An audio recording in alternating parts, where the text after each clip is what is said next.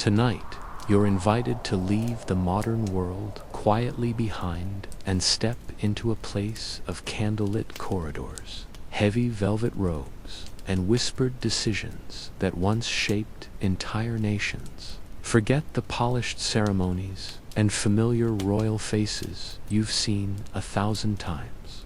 This is a slower, stranger journey into the long, often exhausting story of the British monarchy itself.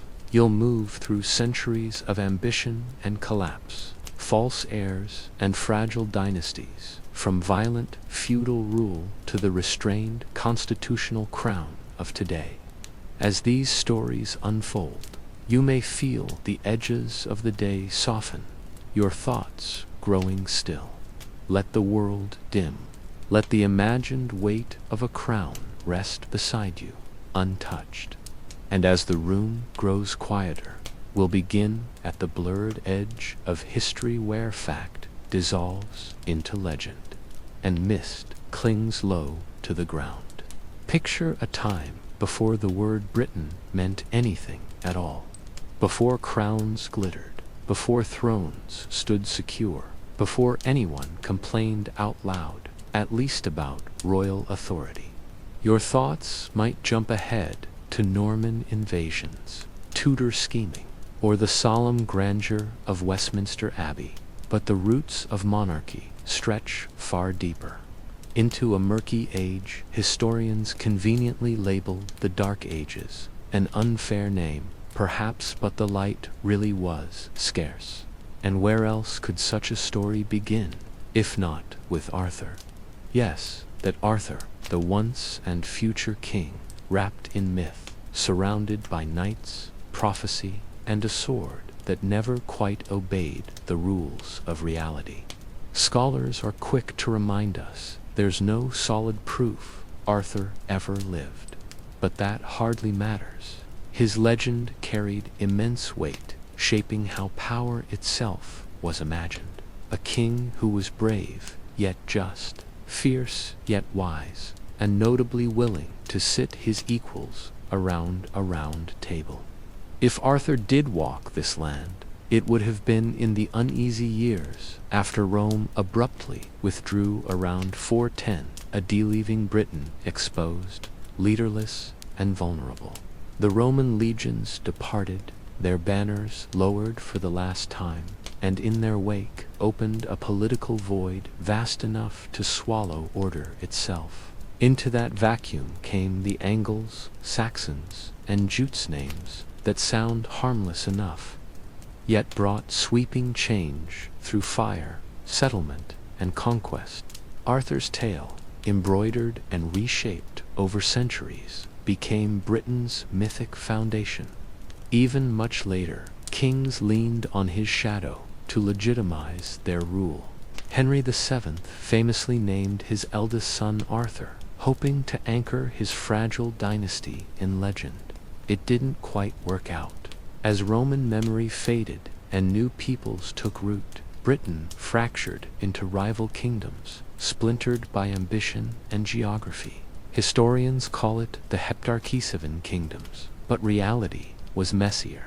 Northumbria, Mercia, Wessex, Kent, Sussex, East Anglia, small realms, locked in constant competition.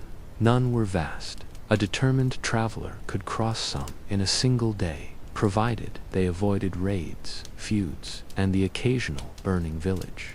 And isn't that always how it goes? Too many rulers, too little land, and far too much pride. Power shifted constantly. Wars flared and died out like brushfires. Thrones changed hands with alarming frequency. Yet beneath the noise, something lasting was forming. Kingship itself was being redefined. These rulers were no longer just warriors with strong arms and sharper blades. They were beginning to represent law, order, and even divine favor. Authority wasn't only seized, it was believed in, chosen by God, fate, or the support of heavily armed nobles. Kingship slowly transformed into something sacred. A subtle but critical shift, wouldn't you say?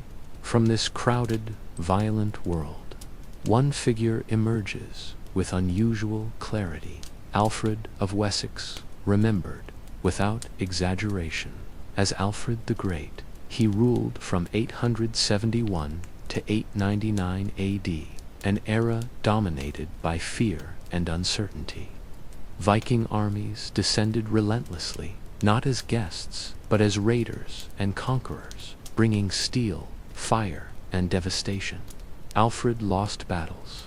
He fled into marshlands. At times, his kingdom seemed on the brink of collapse, and yet he endured. He regrouped, reorganized, and fought back eventually, forcing a tense peace that divided England itself.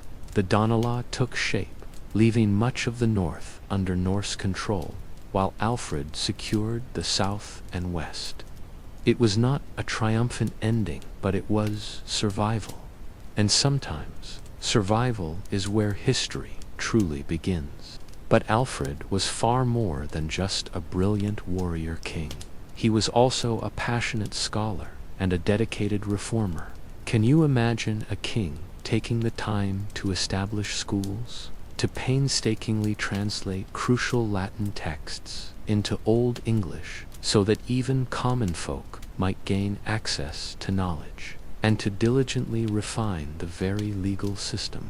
He transcended the role of a mere battlefield commander, transforming into a true statesman, a ruler capable of inspiring deep loyalty and forging an enduring legacy. If the myth of Arthur offered a beautiful dream, Alfred the Great presented a remarkably solid and inspiring reality, and quite a good one, wouldn't you say? Alongside these shifting battlefields and burgeoning reforms, another powerful force was quietly but profoundly reshaping the very fabric of monarchy throughout these centuries: the steady, insistent spread of Christianity. Missionaries, arriving like quiet tides from Rome and Ireland, carried not just the cross and the sacred book, but also an undeniable knack for convincing ambitious kings that a royal baptism was absolutely excellent for securing legitimacy. This burgeoning idea of Christian kingship draped rulers in an unmistakable aura of divine sanction.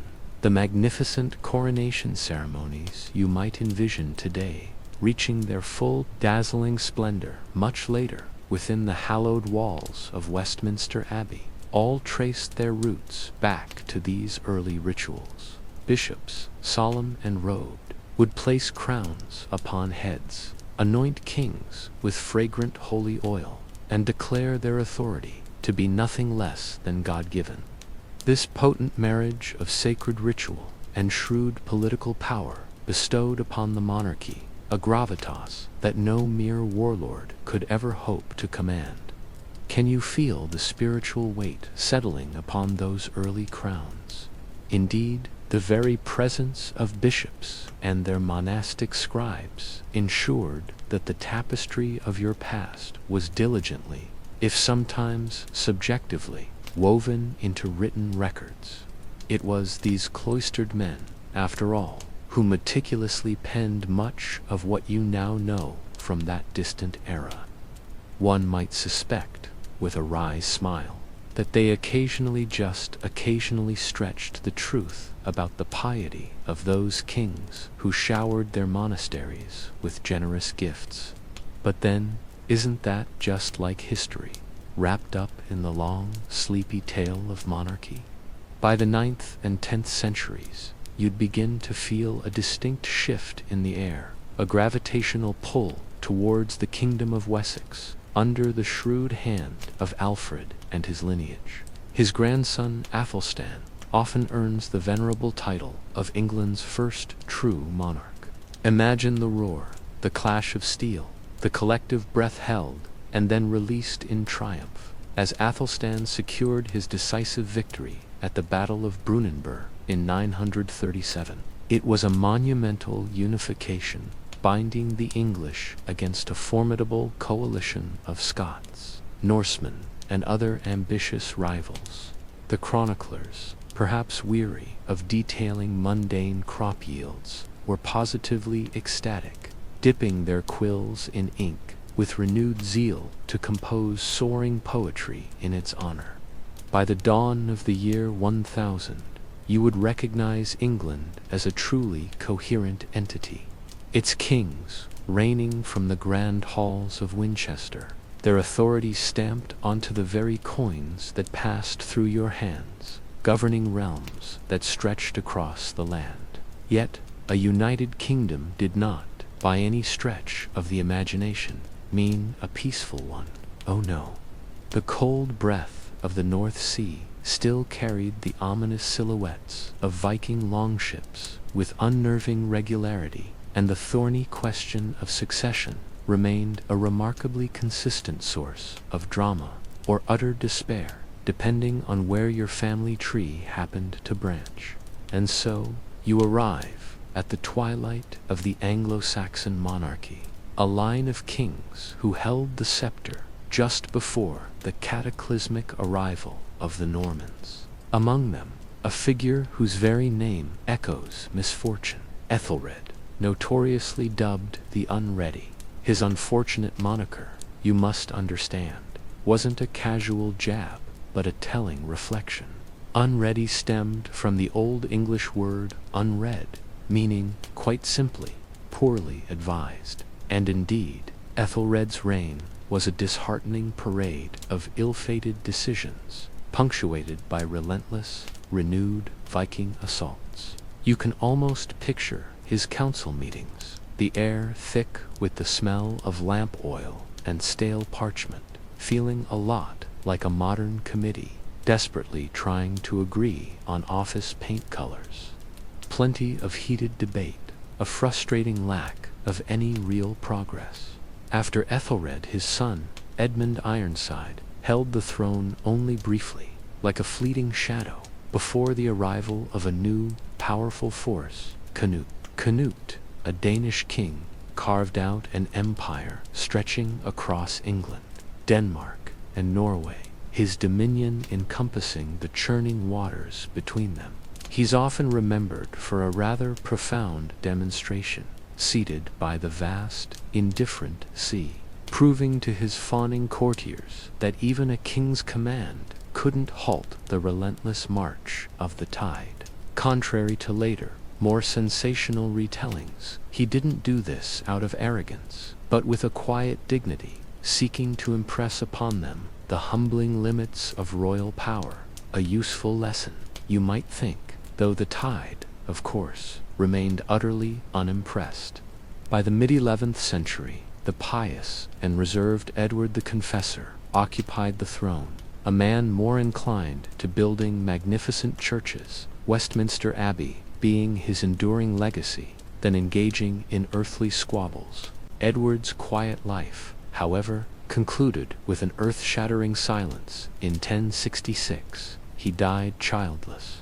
This single event ignited one of the most volatile succession crises in English history, ripping through the fragile peace. Suddenly, three formidable claimants rose like specters from the mists of ambition, each convinced of his rightful claim.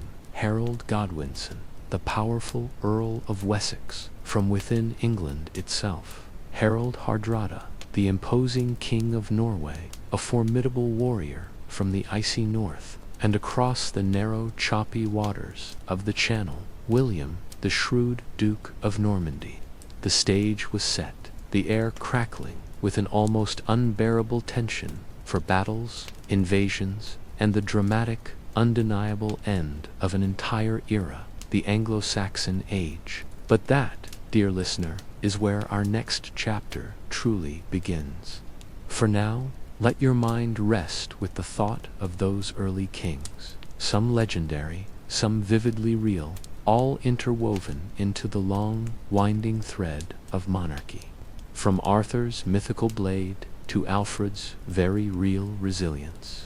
From the chilling screams of Viking raids to the solemn grandeur of Christian coronations, the foundational stones were slowly, deliberately laid.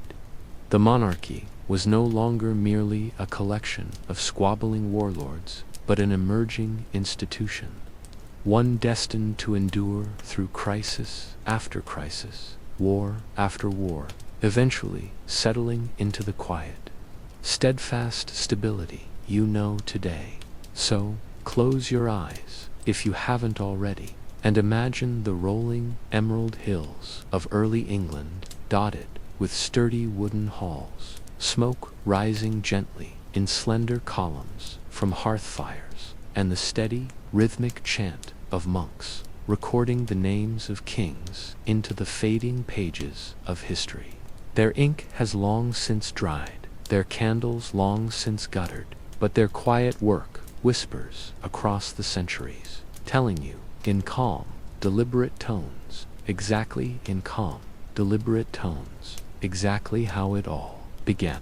At pecan, be go and again, be can cas a cap, and to be above I be so you, and to sieve because and you suck I yet quite, but I do I doubt to you, you to was you I bug to work I would if I would you for the if I do you if they to be fish back kind of.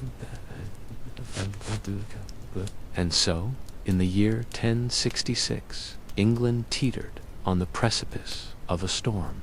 Not a storm of wind and rain, though the island nation had plenty of those, but a tempest born of ambition, clashing armies, and rival crowns. When Edward the Confessor breathed his last, leaving no heir to grace his throne, he bequeathed more than just an empty seat of power. He left behind a maelstrom of unanswerable questions. Who, truly, should be the King of England? And when more than one man genuinely believes he holds the rightful claim, the result, you quickly learn, is rarely polite correspondence across the sea, but rather the deafening clang of men in polished armor, swinging sharp metal at one another. Harold Godwinson, the formidable Earl of Wessex, stood as the most powerful nobleman in all of England. Upon Edward's death, the English nobles, in a pragmatic and sensible move, quickly crowned him king, bestowing their collective blessing. You might even envision the hurried solemnity of the coronation, dutifully carried out amidst the cool, echoing arches of Westminster Abbey. But across the restless waves, others vehemently disagreed, their ambition burning bright. Harald Hardrada, the imposing king of Norway, a warrior of legendary ferocity, thundered that the English crown had long been promised to him. He was a man who believed, with every fiber of his being, that kingship was best decided not by parchment and ceremony, but by the brutal, undeniable truth of the battlefield. Then, just a short sea journey across the Channel, William, the calculating Duke of Normandy, insisted with unwavering conviction that Edward had promised him the throne years earlier. He even claimed that Harold himself had sworn a sacred oath to support his ascension. Whether Harold ever truly swore such an oath remains a murky, hotly debated point, lost in the shifting sands of history. But William, you soon discover, was not a man to be deterred by such inconvenient details or moral ambiguities.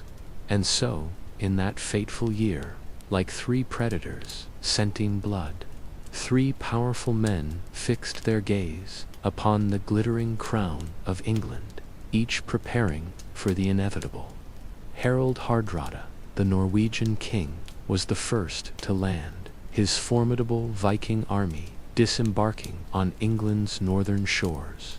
The air, crisp with the chill of September, soon filled with the sounds of battle at Stamford Bridge.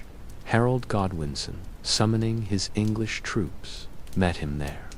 The fighting was brutally visceral, a maelstrom of axe and shield. Legend even whispers of a single heroic Norwegian warrior who, holding the narrow bridge against the surging English, cut down attacker after attacker before being outflanked and finally slain by the day's bloody end. Hardrada lay dead, his army shattered, and Harold Godwinson stood victorious, though at a terrible cost. That hard-won victory came with a heavy, aching price. Harold's men, exhausted and bloodied, their bodies screaming for rest, had barely a moment to draw breath before the devastating news arrived. William of Normandy had landed on the southern coast. It's hard, isn't it, not to feel a surge of profound sympathy for Harold at this precise, cruel juncture.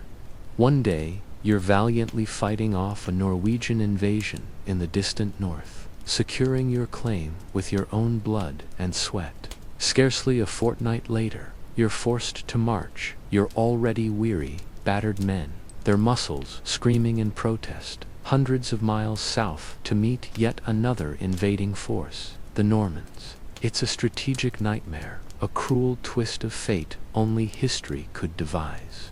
On the 14th of October 1066, under a vast, indifferent sky, the two armies finally clashed on the fields near Hastings.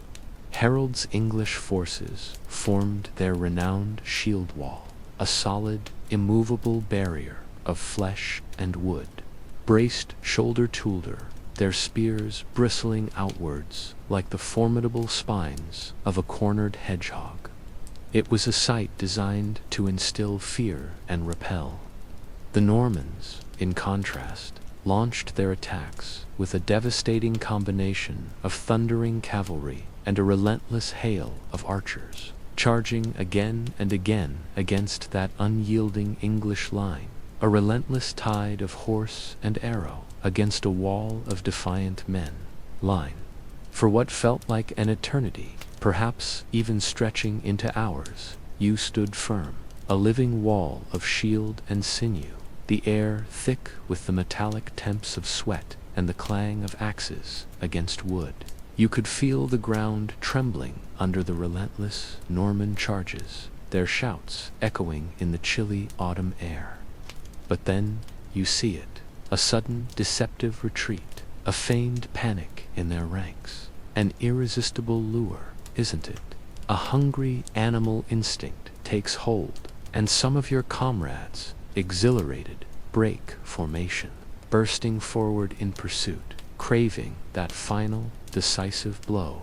That, my friend, was a grave miscalculation. The Normans, masters of battlefield deception, wheeled around with chilling precision, their cavalry crashing into those exposed, chasing figures, cutting them down in a brutal, swift reprisal. As the twilight deepened, painting the field in shades of crimson and gray, the grim truth settled. Harold Godwinson, your king, was no more. The Bayeux tapestry, that incredible embroidered narrative woven into history, famously depicts an arrow finding its mark in his eye. Did it truly happen that way, or is it a poignant, symbolic embellishment? We may never know for sure, but what we do know with absolute certainty is that William, Duke of Normandy, had won the day. The raw power of the sword had triumphed, paving the way for the sanctity of the sermon. Just weeks later, on a crisp, hopeful Christmas day in 1066, you might imagine the hushed reverence of Westminster Abbey, the scent of incense mingling with the cold stone as William was crowned King of England. It wasn't just a change of monarch. This was a seismic shift, a profound transformation of an entire island nation. The Normans brought with them not just their ambitions, but their elegant French tongue, their sturdy architectural designs, their intricate customs, and above all, a rigorously structured form of feudalism that would reshape society from the ground up. Imagine England now as a vast estate, meticulously parceled out. William's loyal followers, the great Norman lords, were granted vast swaths of land, holding them in exchange for unwavering service and military aid to the crown.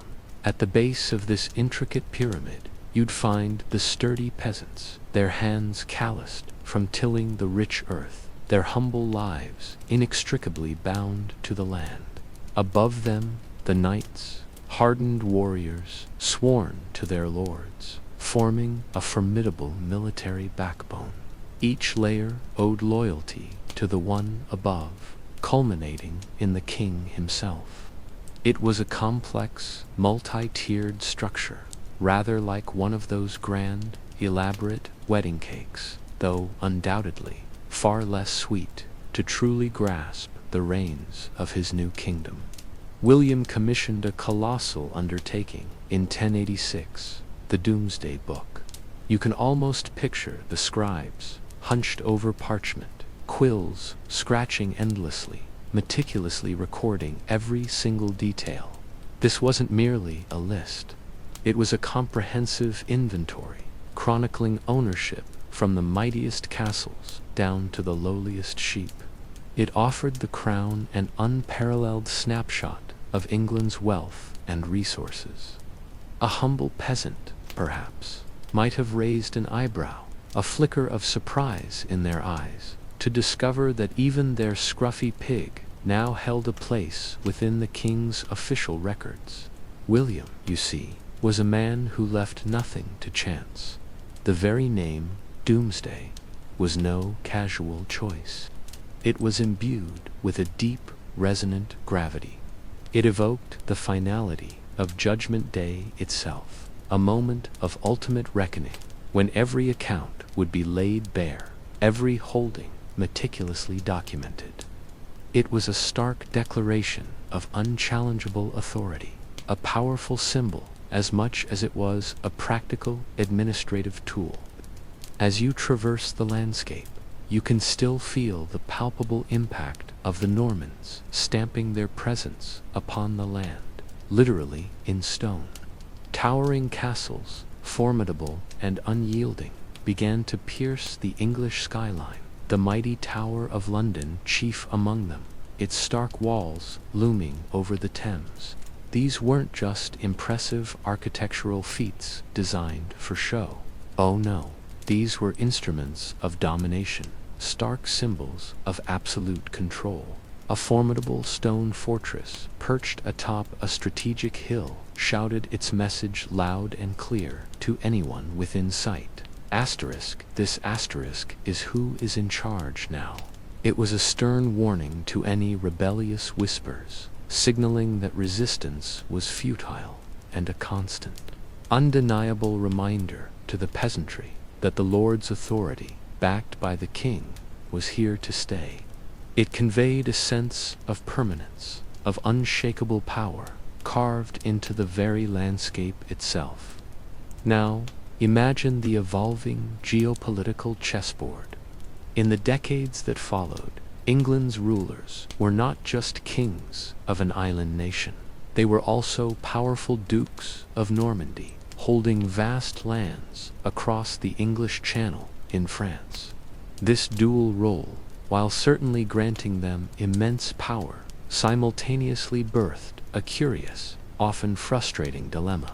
When you are both the King of England and the Duke of Normandy, you owe feudal loyalty to the King of France for those continental possessions. Isn't that just a touch awkward?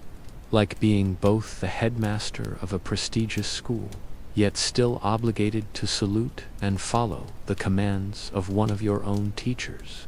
Unsurprisingly, this complex arrangement became a wellspring of centuries of simmering tension between England and France.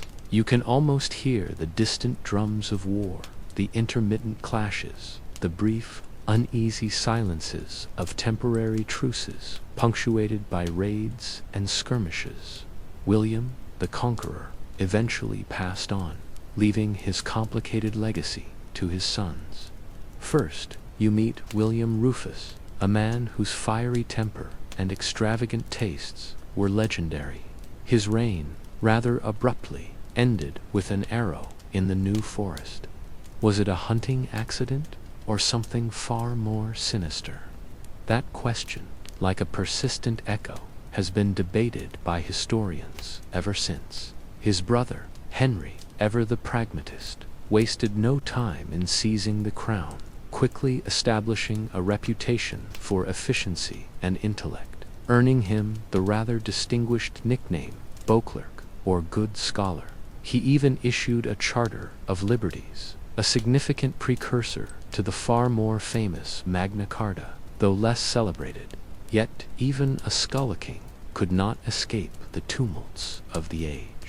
His reign was beset by challenging disputes with the Church, by the ever-present friction with powerful barons, and then a profound personal tragedy at sea, the devastating sinking of the White Ship in 1120, which tragically claimed the life of his only legitimate male heir. That single, catastrophic loss plunged England into a dark and turbulent chapter known as the Anarchy.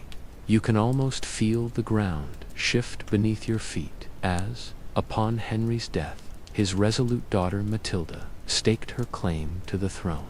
But alas, many of the powerful barons, perhaps less keen on a female ruler, threw their support behind Stephen of Blois. The result: nearly 2 decades of brutal civil war. Imagine castles under siege, the air thick with the dust of collapsing stone, loyalties shifting like desert sands, and the plaintive cry of chroniclers who lamented that Christ and his saints slept during those bitter years. It was a period when the very fabric of law and order frayed, when the crown's authority, though battered, somehow managed to endure. Eventually, sheer exhaustion and pragmatic necessity paved the way for compromise. Stephen would remain king, but it was agreed that Matilda's son, Henry, would be his successor. And so, when Stephen finally passed away in 1154, Henry Plantagenet indeed ascended to the throne, marking the beginning of a powerful new royal house and its own lengthy narrative. Yet, through all these tumultuous decades, the Norman and early Plantagenet monarchs were doing far more than simply wearing ornate crowns and engaging in dynastic squabbles. They were actively reshaping the very essence of the English realm, forging it into something far more centralized, more intricately structured, and ultimately more enduring.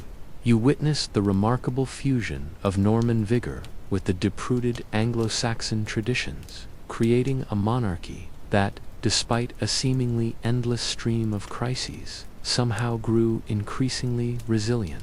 It's truly worth pausing for a moment to consider the quiet, yet profound, cultural shifts rippling through this era.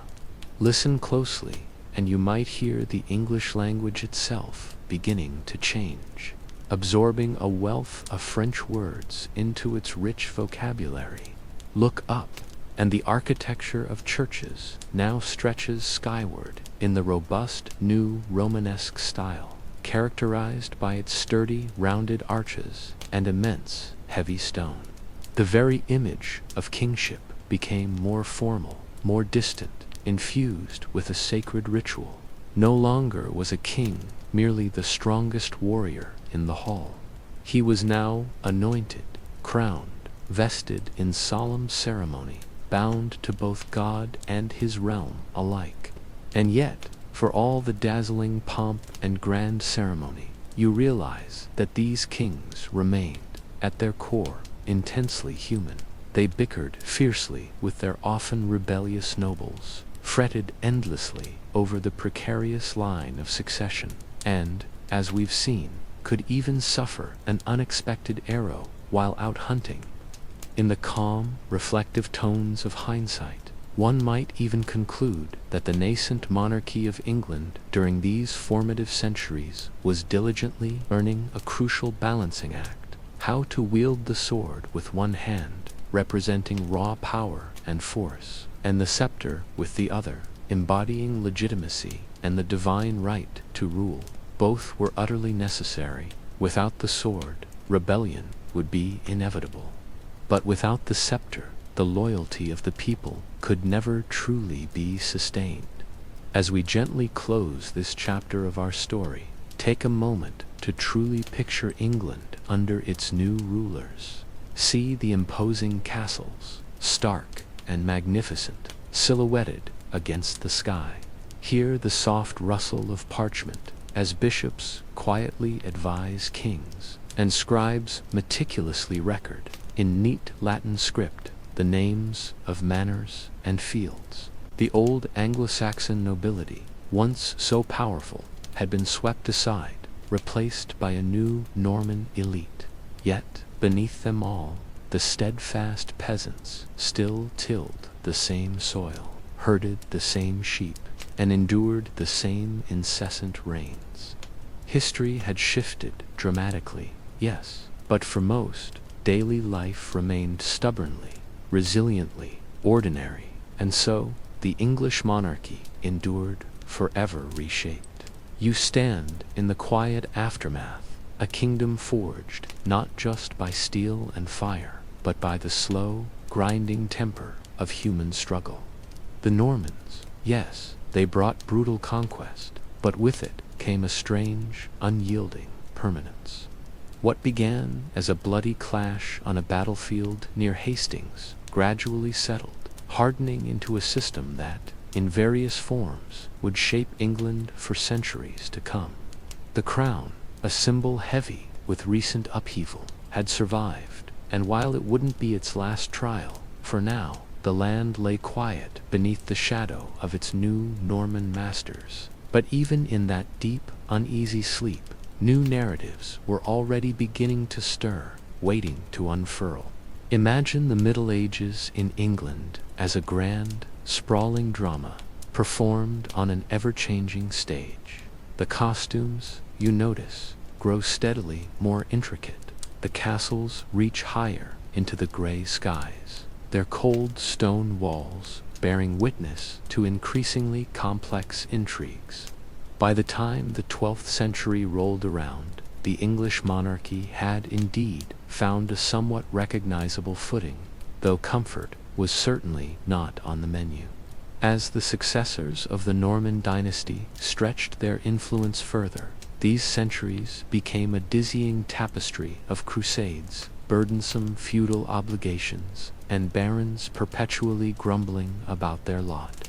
Kings, naturally, found themselves locked in a frustrating dance, striving to assert absolute authority over subjects who, rather inconveniently, had started to believe they actually possessed rights of their own.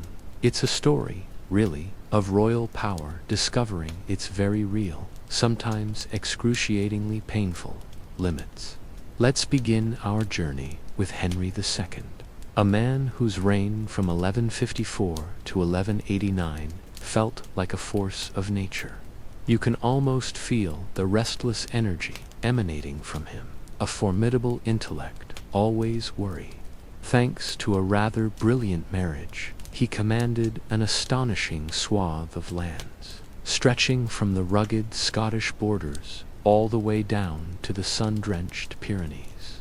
Imagine the sheer scale of that journey, the dust of countless roads clinging to his boots. But he wasn't alone in his formidable presence, not by a long shot, because at his side was someone truly exceptional.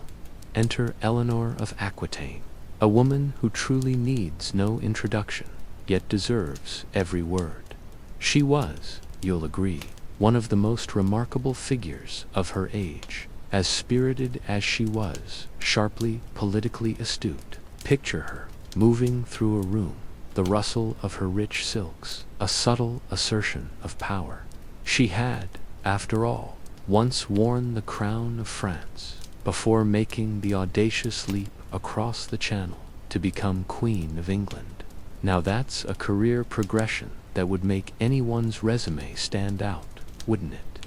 Together, Henry and Eleanor unleashed a tempestuous brood of children whose relentless squabbles would provide England with decades of thrilling drama and, well, outright civil strife. One can only imagine the tension around those royal family dinner tables. But Henry II's legacy isn't just about his vast empire or his formidable queen. He's also famously, or perhaps infamously, remembered for his tumultuous relationship with Thomas Becket, the Archbishop of Canterbury. You can almost feel the chill in the air as their friendship, once so close, began to curdle. Becket, a man of unwavering conviction, started to assert the church's independence, much to the king's growing and very vocal irritation. Imagine the quiet fury building, the royal brows furrowing deeper with each passing day. It was a clash of titans, a battle of wills that inevitably spiraled towards tragedy. And so we arrive at the chilling climax. Henry's exasperated outburst, "Will no one rid me of this turbulent priest?" Whether truly uttered in that precise phrasing or merely apocryphal, was taken rather too literally, alas, by 4 overly loyal knights. Can you feel the cold stone of Canterbury Cathedral, the hushed reverence shattered by the clang of steel? In 1170, the metallic scent of blood filled the sacred space as they brutally dispatched Becket, an act that sent shockwaves across the whole of Christendom. The scandal was immense. Henry, for all his power, was compelled to perform public penance, a rather humiliating affair that included the rather unpleasant experience of being flogged by monks. Medieval kingship, for all its dazzling splendor, occasionally came with these deeply inconvenient and frankly painful moments. After Henry II, we meet his son, Richard I, better known to history and to legend as Richard the Lionheart, who reigned from 1189 to 1199, despite holding the title of English king. Richard, quite frankly, spent remarkably little time actually in England. His heart, his true passions, lay far across the sea. You can almost hear the hot wind whipping his banners as he crusaded in the sun-baked Holy Lands, tirelessly leading his armies, forging an almost mythical reputation as a valiant warrior.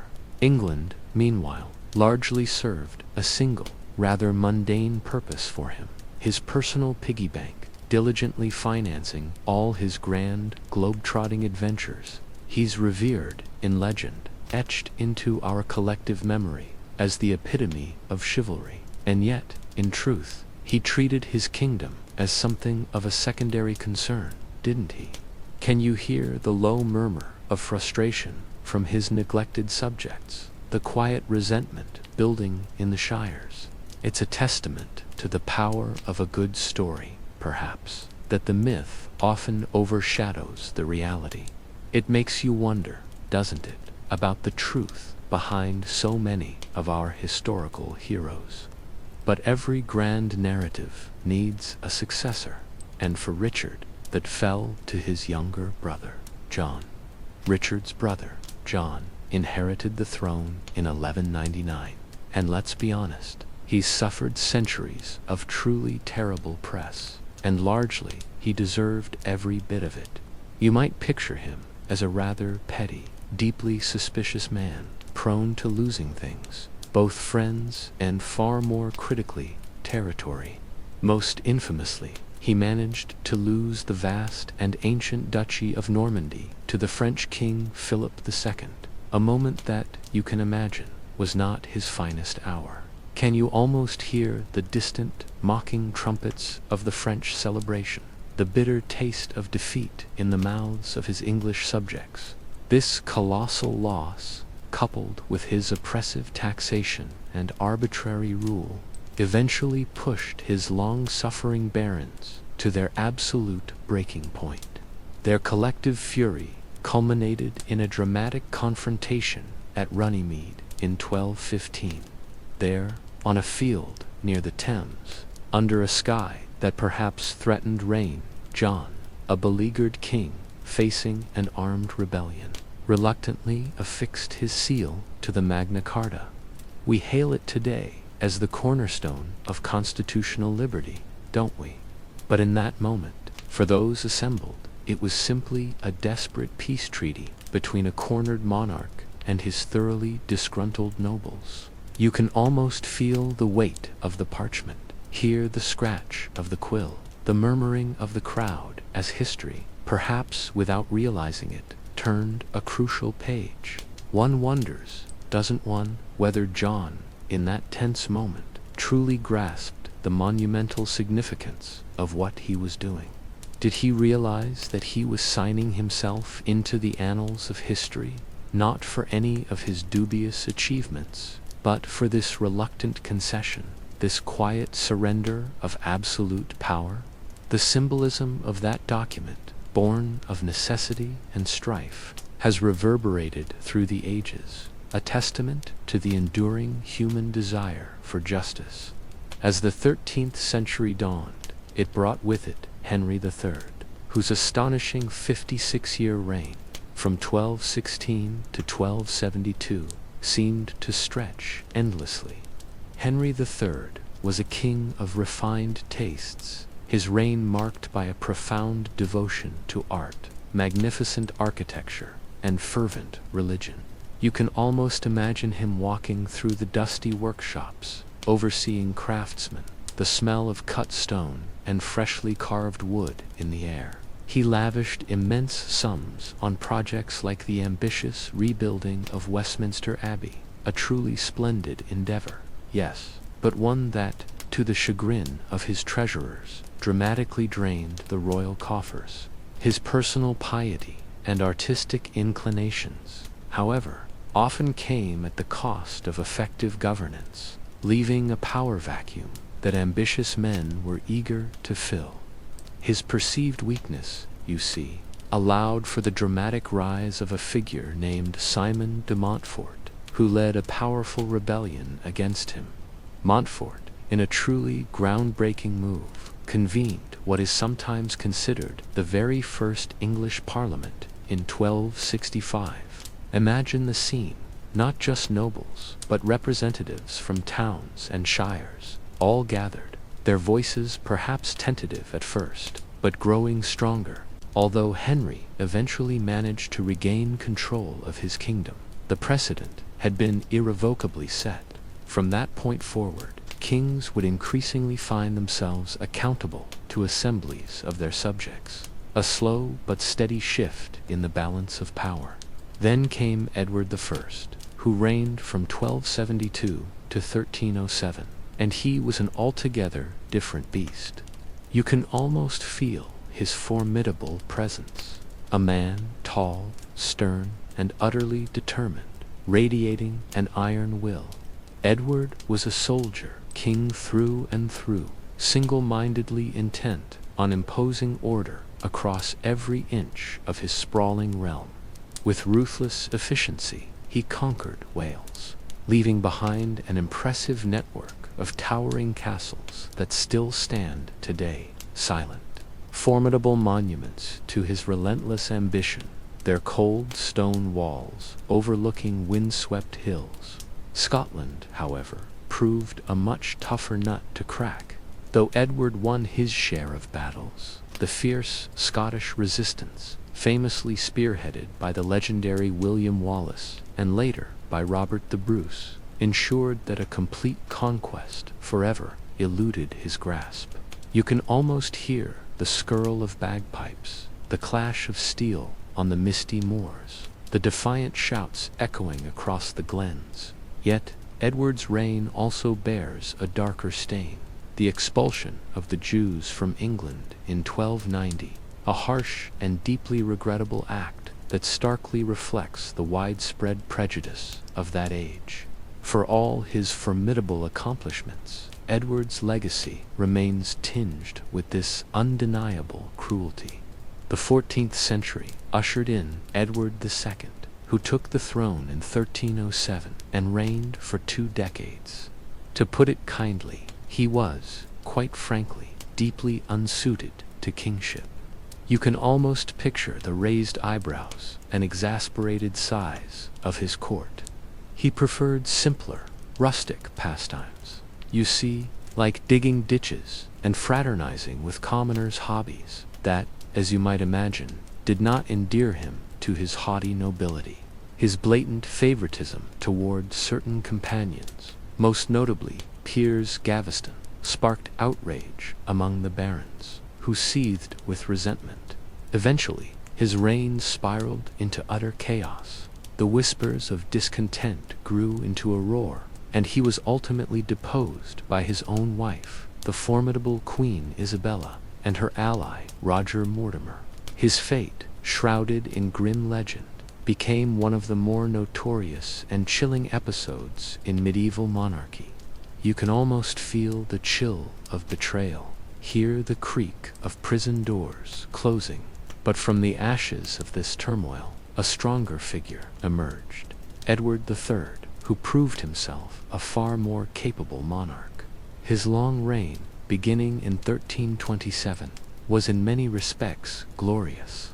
He established the noble Order of the Garter, a chivalric institution that, quite remarkably, still exists today, a testament to his vision.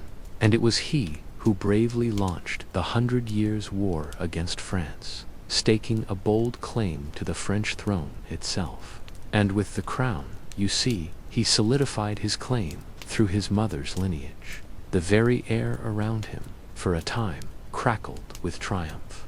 You can almost hear the celebratory bells ringing across England as English longbows, those magnificent, deadly instruments of war, sang their deadly song at battles like Crécy and Poitiers. Arrows, like a sudden, dark hailstorm, scythed through the French ranks, and you could practically feel the ground tremble with the force of English victory.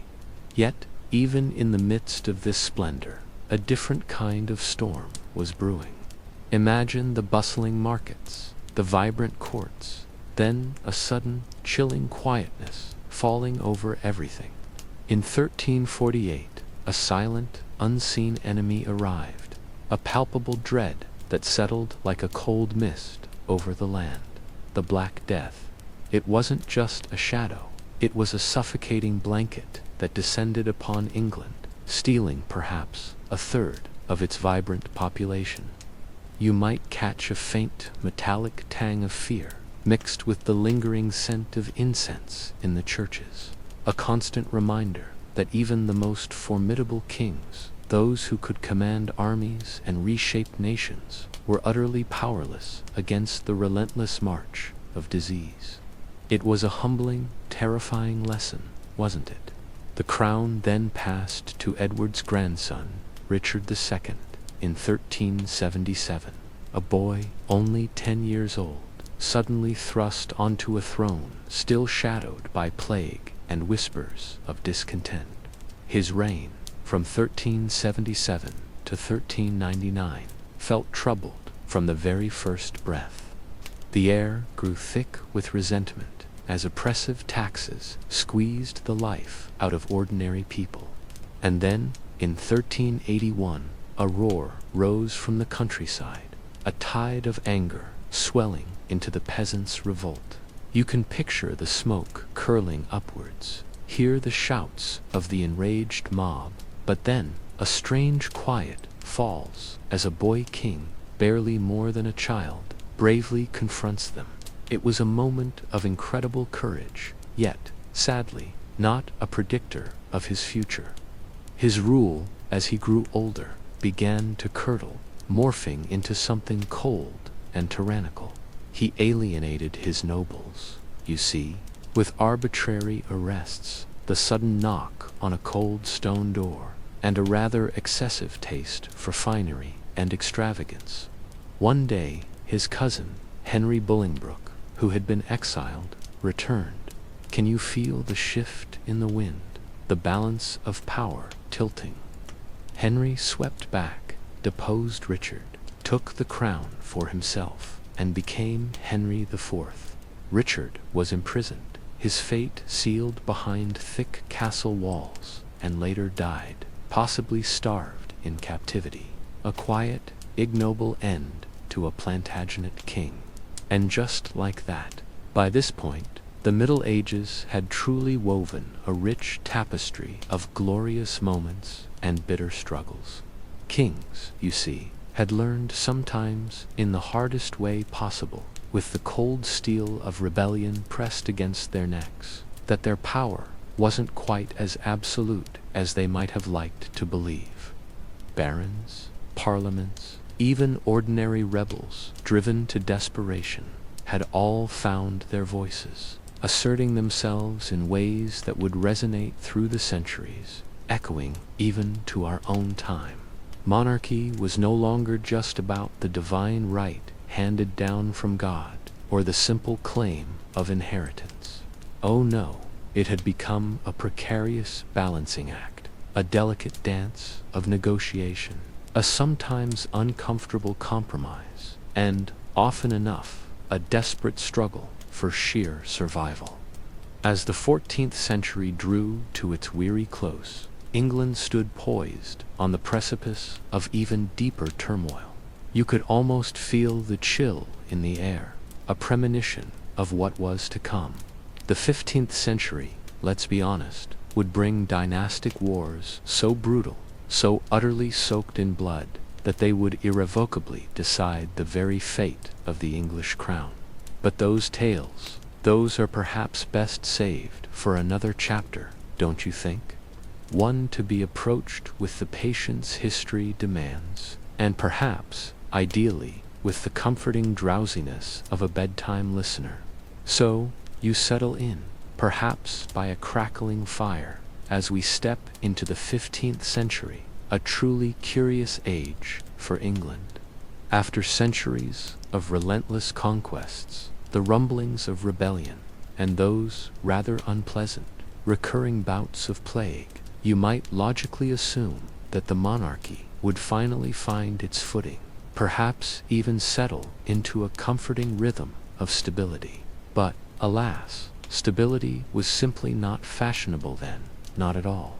Instead, this entire century became a rather protracted, incredibly bloody tug-of-war, primarily fought between cousins.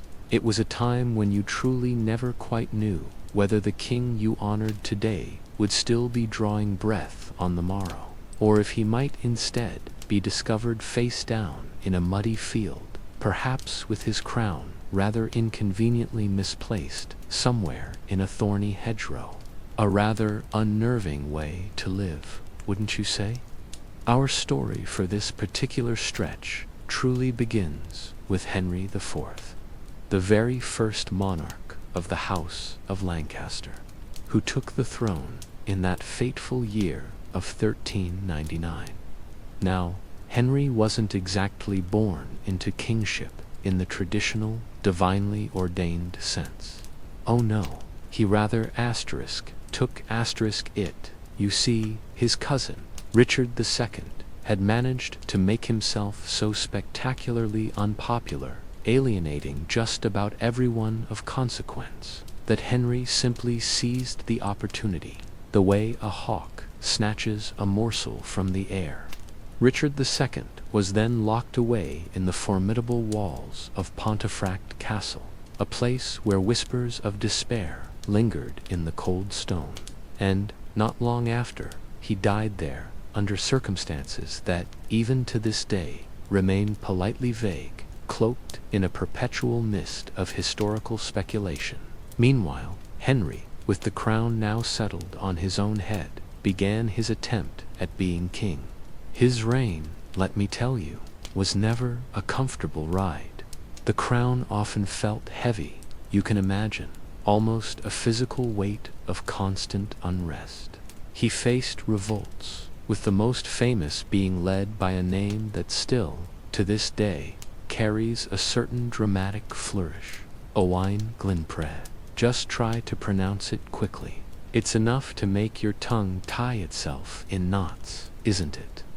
Glyndwr's rebellion, deep within the wild, green mountains of Wales, wasn't just a localized skirmish. It ignited a powerful flame of Welsh nationalism, a fiery spirit that kept Henry's forces occupied, marching through damp, unforgiving terrain for years. Slowly, relentlessly. Henry IV's health began to decline.